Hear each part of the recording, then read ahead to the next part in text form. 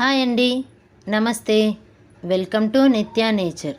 ఈరోజు మీకు వీడియో వచ్చేసి చింతకాయ మెంతి పులుసు చూపించబోతున్నానండి. సూపర్గా ఉంటుంది, ఒకసారి ట్రై చేయండి. వేడివేడి అన్నంలోకి భలే రుచిగా ఉంటుందండి.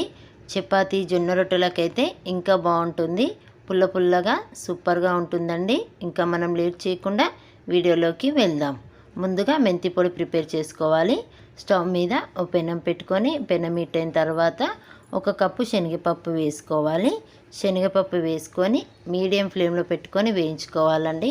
హై ఫ్లేమ్లో పెట్టొద్దు, మాడిపోతుంది. ప్లస్ పప్పు అనేది మంచిగా వేగదండి. మీడియం ఫ్లేమ్లో పెట్టి వేయించుకోవటం వల్ల పప్పు మంచిగా వేగుతుంది. పప్పు అనేది వేగిపోయిందండి. ఇప్పుడు స్టవ్ ఆఫ్ చేసుకుందాం. స్టవ్ ఆఫ్ చేసుకొని 1 స్పూన్ ధనియాలు, 1 స్పూన్ జీలకర్ర, 1 స్పూన్ మెంతులు వేసుకోవాలి. మెంతులు వేసుకున్న తర్వాత 1 స్పూన్ రైస్ వేసుకోవాలి. రైస్ వేసుకొని ఇది కలుపుకుంటూ వేయించుకోవాలండి. ఈ పెనమీటికే ఇవి వేగిపోతాయండి.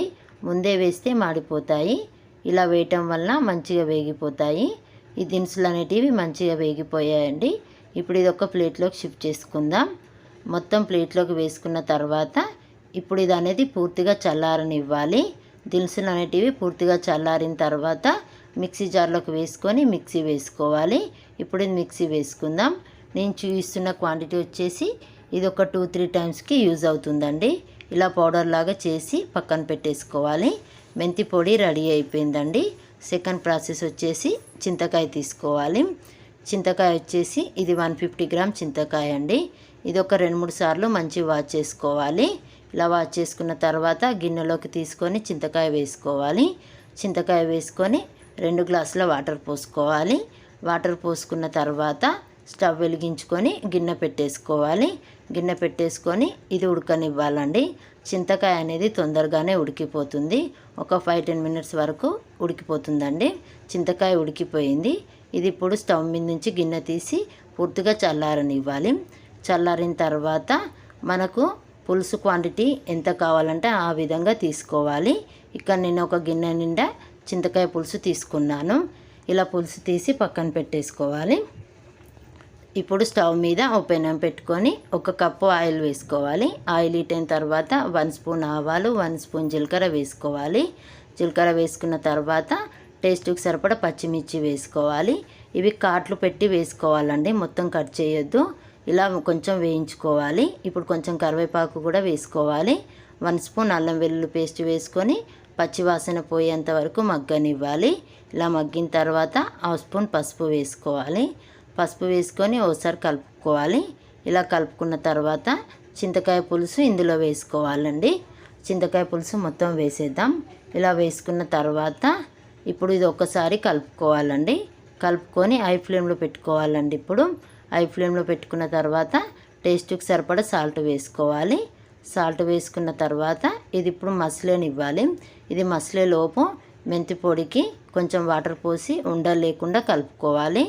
నేను తీసుకున్న క్వాంటిటీకి ఒక 5 స్పూన్లు తీసుకున్నానండి. ఈ పిండి అనేది ఉండలు లేకుండా కొంచెం వాటర్ పోసి కలుపుకోవాలి. ఇలా వేయటం వలన మనం పులుసులో వేసినప్పుడు ఉండలు కట్టదండి. ఇక్కడ నేను చూస్తున్న విధంగా కలుపుకోవాలి. ఇలా పులుసు మసులుతున్నప్పుడు మెంతి పొడి ఇందులో వేసుకోవాలి. ఇలా వేసుకుంటప్పుడు స్టవ్ అనేది సిమ్లో పెట్టుకోవాలి. ఇలా మెంతి పొడి మొత్తం వేసుకున్న తర్వాత ఇలా కలుపుకోవాలి. ఇలా కలుపుకోవటం వలన ఉండలు కట్టదండి. ఇలా వేసిన తర్వాత ఒక 10 మినిట్స్ ఉడకనివ్వాలి. మెంతి పొడి అనేది వేయటం వలన టేస్ట్ బాగుంటుందండి. చింతకాయ మెంతి పులుసు రెడీ అయిపోయిందండి. ఇలా 10 మినిట్స్ ఉడికిన తర్వాత ఇందులో నువ్వుల పొడి వేసుకోవాలి. నువ్వులు వేయించి పొడి చేసి పెట్టుకోవాలండి. నేను ముందే వేయించి పొడి చేసుకున్నాను. 3 స్పూన్ నువ్వుల పొడి వేస్తున్నాను. నువ్వుల పొడి వేసుకొని ఒక 2 మినిట్స్ ఉడకనిస్తే సరిపోతుందండి. 2 మినిట్స్ తర్వాత చింతకాయ మెంతి పులుసు రెడీ అయిపోయిందండి. సూపర్గా వచ్చింది. ఇంకా సర్వ్ చేసుకోవడమే.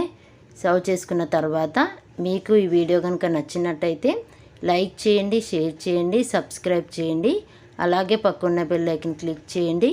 మీ ఫ్రెండ్స్కి, రిలేటివ్స్కి ఫార్వర్డ్ చేయండి. ఇలాంటి మంచి మంచి వీడియోస్ కోసం నిత్య నేచర్ని సబ్స్క్రైబ్ చేయండి. నమస్తే.